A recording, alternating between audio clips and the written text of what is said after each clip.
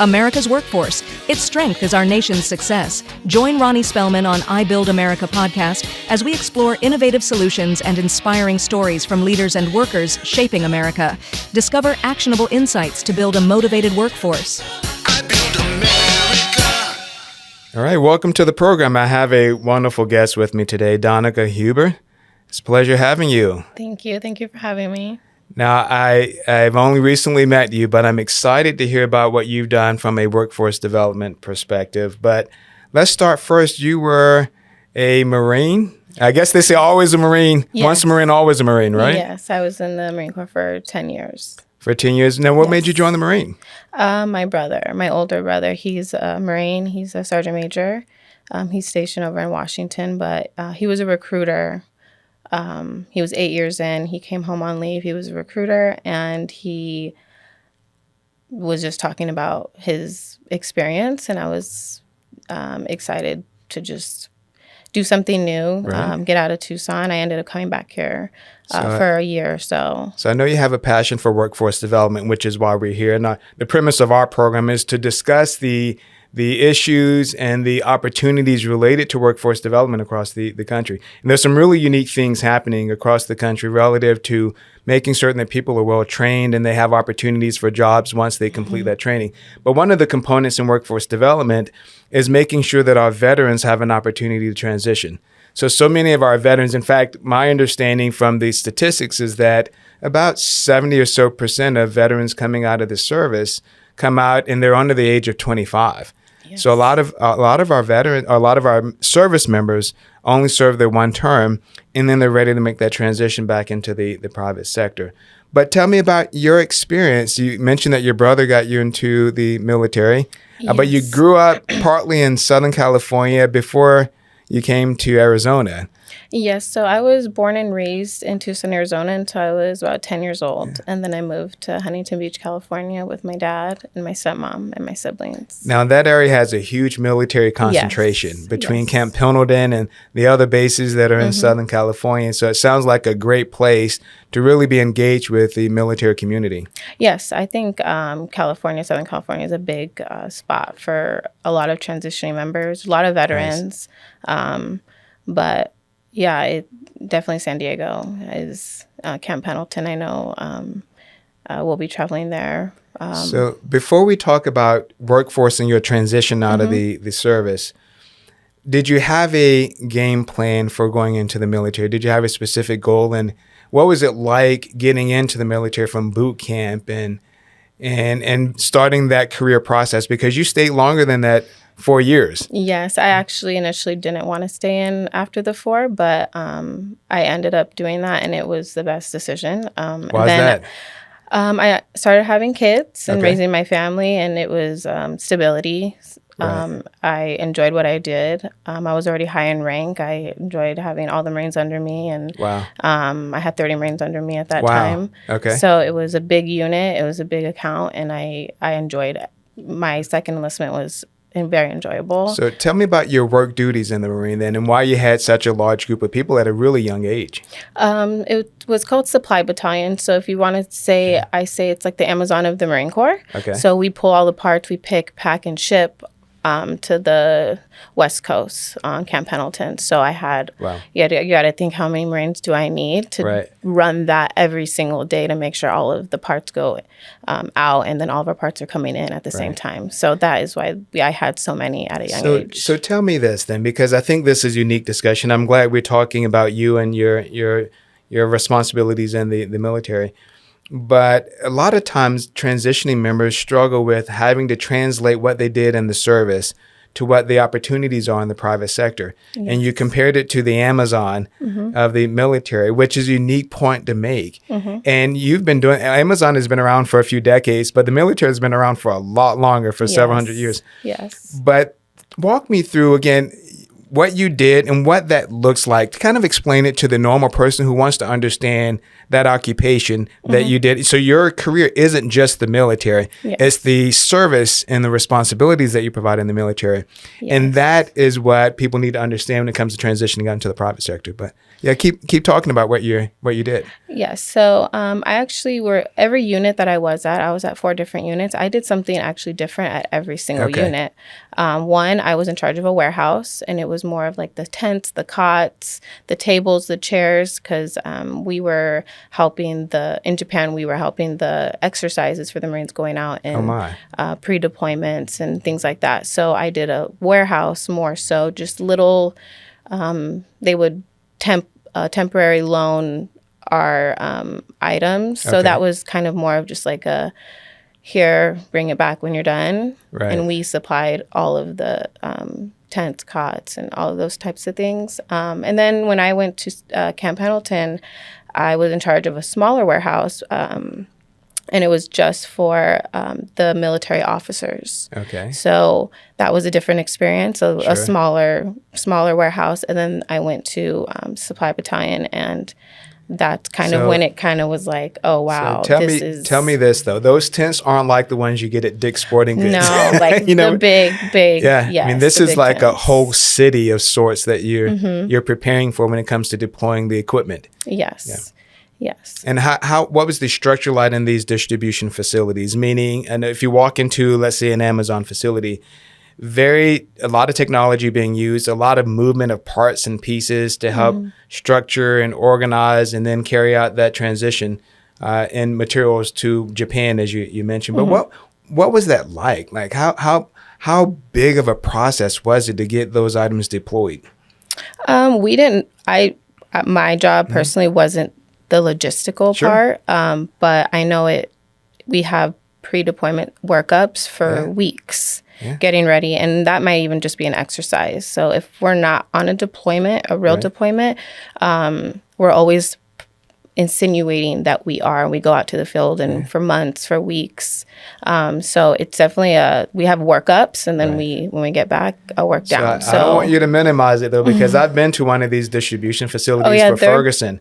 And what they have to manage with moving the items and knowing where they are. There was one organization I spoke to, a really large company, and a lot of the surplus items that they didn't use in their production process, they put in storage. But at that time, and this has been many years ago, they just didn't have a good categorizing and inventory management system, and they couldn't find it. So when they had a new contract, instead of going to the warehouse to find the product, they just purchased new ones. But I suspect that you had a pretty good system for understanding what was where so that you can deploy it when it's ready to go. Yes. We had everything, locator deck. Everything was in place to make sure that we can pull, put it on the deck, get it put onto the vehicle, and it, leave. So that's kind of the process for us. We would load them onto the vehicles on the forklift, go down, do all of that. So we did that as well. We would load them for them, unload them for them. So that was our job. And one of the services that is provided by a lot of training organizations, including the Workforce Training Academy, is getting that certification for those different equipment that you use to distribute product in the warehouse. Yes. The forklifts and everything else. Yes. And I suspect that when you look at your team of 30, that all of them had to have some understanding of operating that equipment, which becomes translatable to the outside, right? Yes, we actually in MOS school, we had to get certified for our MOS, which is supply, which no matter where we go, we're going to probably have to use one. Right. So we get certified before we even get pushed out to our unit. Very cool. So it's something that we do in school. Right after we do boot camp, and then MCT, and then the MOS school, and then we get sent. We get our orders after that. Nice. So there's a big long process prior to even getting to the unit and starting your job. But I do feel like we got set up. We had our certificates. We had everything we needed to succeed at our first unit. Everyone's experience is different. It is. There's always ups and downs, though. There's always things to get through, and it's a new environment. It is a crazy environment. Kind of getting pushed in there, and finally, being so excited to work after going through all of this to get somewhere. It's rewarding. It's Japan was. I love Japan. And so how long were you there then? I was there for 2 years. Okay. Yeah, and it was was amazing. I learned a lot. I had really good leadership. So it was Now, definitely. how did you end up growing so fast? I presume you went into the military right after high school. I did not. You I did actually not? waited. I turned 21 in boot camp. Okay. So I didn't join till 20. Okay. Yeah, I Now, waited a little bit. walk me through that story for what that looks like. I was interviewing someone recently who decided to do something similar. They went to college and then decided that college wasn't where they needed to be at that moment, and then went into the military. Okay. And it sounds like you had a bit of a gap. In that gap, was it then that you figured out this is where I needed to be? My brother's in it, and I like his lifestyle and what he learned and how he matured, maybe? Yes. That gap, I was a little, another reason why I joined is to get away from all of the things that, I got sucked into. Sure. I was not going down the right path. Okay. And I did take that little break. I just worked. I had 2 jobs. I had my own apartment. I got my own car, and I went to phlebotomy school. Right. And I didn't even get to do phlebotomy as my job because I broke my lease, sold my car, and I left. Nice. Once my brother left back dedicated. from leave, I was like, bought my plane ticket with my last check, it. and I just showed up at his house, and I was like, please help me get in, and he did. Well, and I think you learned, we were at a meeting earlier today, and I think you learned in that meeting that the owner of the company Serato Corporation dropped out of high school. And I know he said that he thought his life was over, that he was a failure at that point, and he enlisted in the Marine and changed his life. Yes. And he built a career out of being called to this mission. It gave him the discipline. It helped him learn. He ended up getting his degree while in the military. And it sounds like it had a similar impact on you. It gave you a purpose, sounds like. Yes. And an ability to learn something while you're there, which is the supply chain management. Yes, I actually dropped out of high school as well. I dropped out at 17. Oh, wow. And that's when I moved over here, kind of just went to vocational school, try to just get a job, just a fresh start, because I was raised here till I was 10, but I don't really know anyone in here. Arizona. Yes, in Tucson, Arizona. And I don't, coming back here from California, I don't really know anyone. There's no distractions. Right. But then as I was here for about 2 years before I joined, just kind of on my own. And I, again, was hanging around with the wrong people. Sure. And I was like, I just wanted to get out. So kind of a similar story to Ramon. And it gives you a big purpose. And I always thank my brothers telling me, don't thank me, you did it. But I'm like, if it wasn't for you, I would have never ever even thought about joining the military. And that's actually a really good point. And I've told a few friends this as well. I grew up in a military community. I didn't serve, nor did my parents. But when I look back now, if I'd known more and understood more about the opportunity it provided, you can get in the service, have this great experience, go to Japan as you did, really learn the world, learn who you are. And then when you leave, retire, then you have an opportunity to build another career. Yes. I think that's what's also great about military members transitioning out. I don't think a lot of them know what is available to them. I've heard it all, but some Marines would be like, oh, I'll figure it out. Or I'm going to go live with my mom or my parents. And there's so many resources. There's so many opportunities for transitioning military members. Just for example, the Job Corps, there's college. You get your BAH still when you go to college. You get paid to go to college. So let's talk more about those items. But first, at least I want to make this one note. I think you're right. A lot of our service members don't understand what the opportunities are. But I also don't think they understand what they learned in the military, the value of it. Yes, right? And how it transitions. They know how good they are, but they don't realize that those skills are still applicable out in the rest of the world. And so they take them for granted sometimes. Oh, yes. I think I'm a perfect example of some people ask me, why didn't you go do supply or logistics when you got out? You have 10 years of experience. Why? It's not what I want to do. It's not what I am passionate about. I could go and do that to have a job and, get by, but it's not what I enjoy doing. And it's definitely different from the military setting than it is at, like, say, Amazon or a big distribution. Right. So that's 100% correct. Right. So tell me, if you had to speak to a veteran today who's looking at transitioning, what would you say to them? What opportunities are there would you tell them about? What would you say about the process of transitioning? So how do they prepare. I spoke to someone recently who used their terminal leave in the last 4 months of their service to start preparing. Yes. Not everyone has that opportunity, but walk me through what a transition should look like if you were helping a veteran to work on that transition. I think number one, starting your transition should be 12 months out. Okay. That's number one, I think, and the latest 6. And I think that's one of the biggest issues is people just wait till the end. And they're kind of like, oh, I'll just figure it out. But I would say 12 months. Start your VA claim. Start going and get your medical records. Start figuring out what you want to do when you get out. Start sign up for college. Like all of that you're able to do and start while you're 12 months out. Right.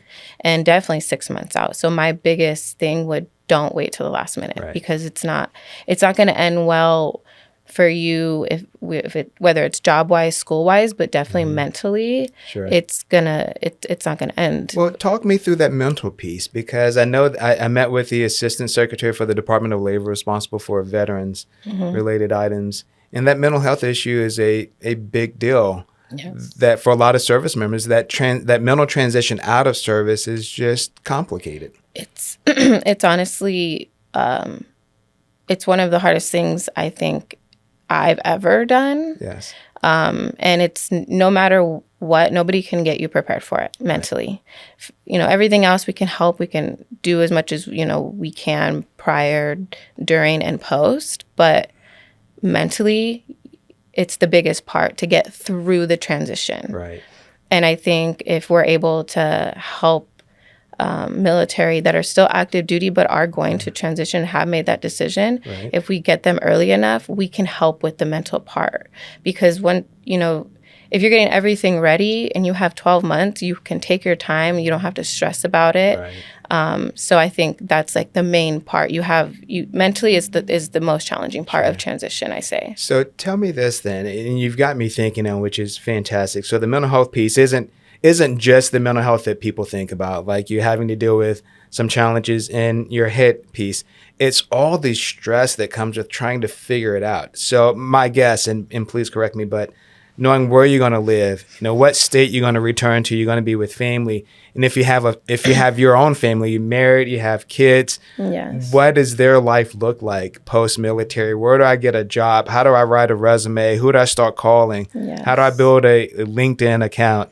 What is LinkedIn? Because we didn't need it in the military. But walk me through those kinds of questions. I know so many service members have kids when they leave. Yes. And that alone is stressful. Where do my kids go? And how does that work? What school am I going to enroll them in? And I don't have a job yet, so where do I start to live? Yes. And what school do I start to look at because I don't know where I'm going? It's just a lot. And that's why I say 6 months. And, if you can do 12, all of that can be, like, you can figure that out if you give yourself time. And I will say, like you said, if you have a family, just like you said, that's really hard. That's what I went through. I had 2 in diapers and I was pregnant with my 3rd. So I understand it's hard. Like, where am I going to live? I don't want to move in a year or 2. I want to, build a home, or I want to buy a house, so all of that. But I will say for someone with a family, it's especially hard, but there's also so much help with that as well.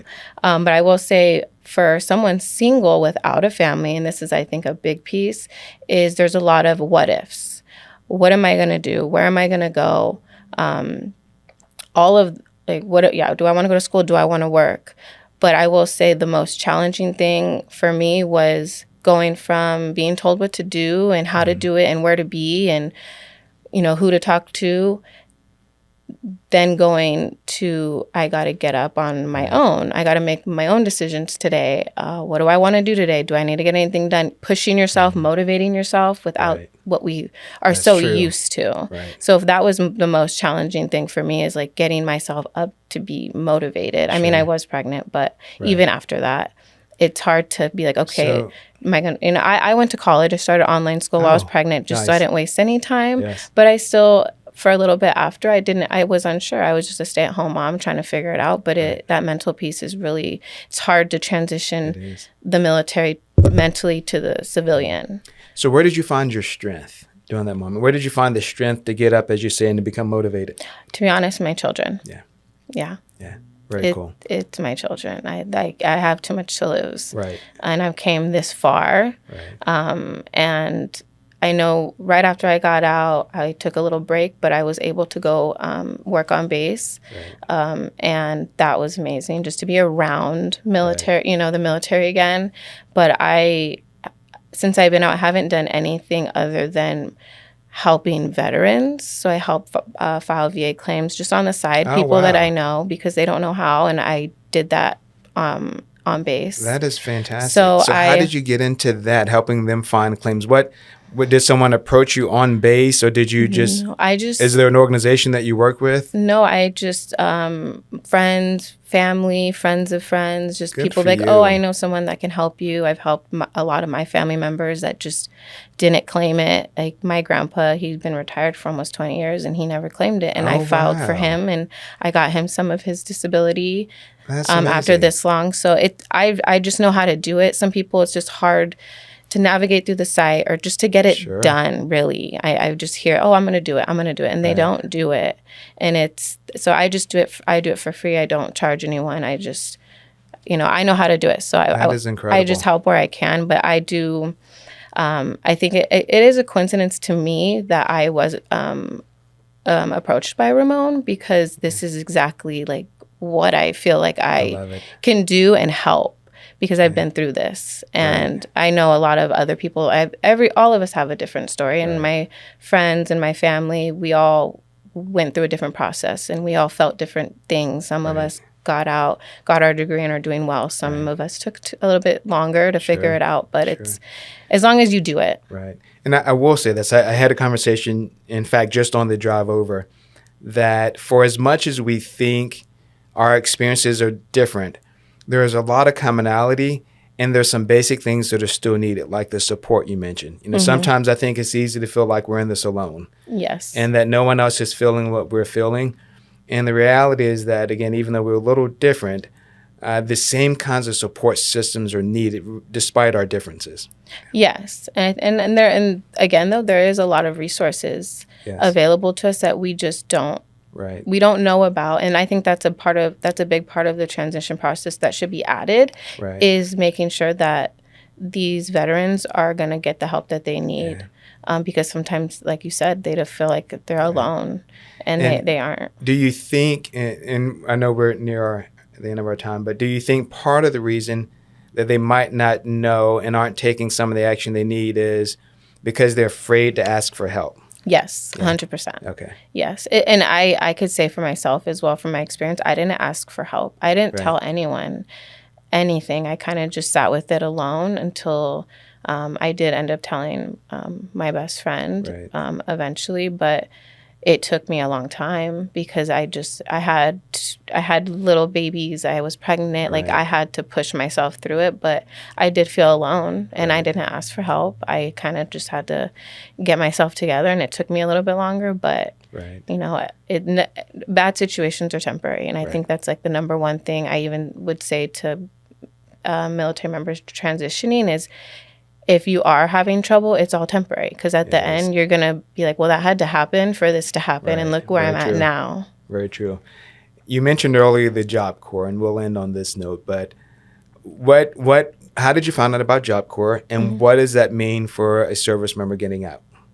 I found out about this specific company. Are you asking?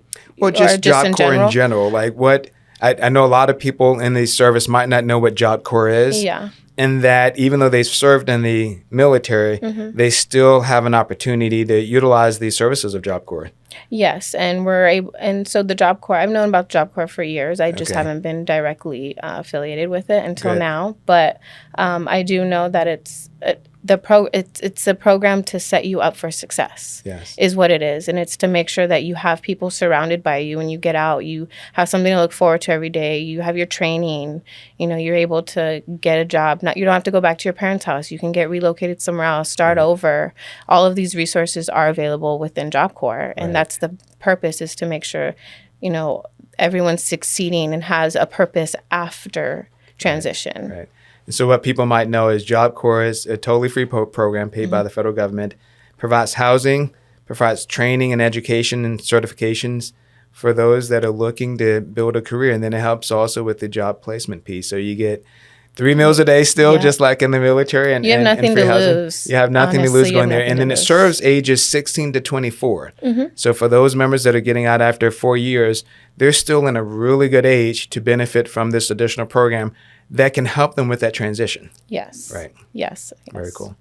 Any final thoughts to anyone listening to this program, whether it's a business looking to hire a veteran or a veteran seeking assistance, that you can give them from a support and insight perspective? I would definitely recommend, if you are stuck or if you're just kind of unsure, if you're a veteran and you're unsure, you haven't, reached the goals that you've been trying to reach since getting out, that this would be it's a perfect program. Like you said, it's free. You have nothing to lose.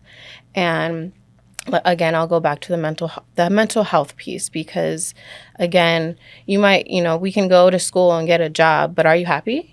Are you happy going to work and who you're surrounded by? Because work environment also can take a toll on your mental health if you're not in a good one. Right. So I say Job Corps is a perfect opportunity also to even get yourself, used to that, being around civilians, starting your life over, and having all the resources and the help and the support that you need. Very nice. Danica, thank you so much for joining us and sharing your story, as well as what you've done to help veterans after leaving the service. And I'm excited about what I hear you getting ready to do next and trying to continue that effort of helping veterans transition out of the military. Yes, I'm very excited. And I thank you for having me. Great. Thanks for joining us. Thank you for listening to the I Build America podcast. Please subscribe, share, and comment, and be sure to join us next time for more insights and inspiring conversations on building a powerful American workforce. I Build America, building workforce success one podcast at a time.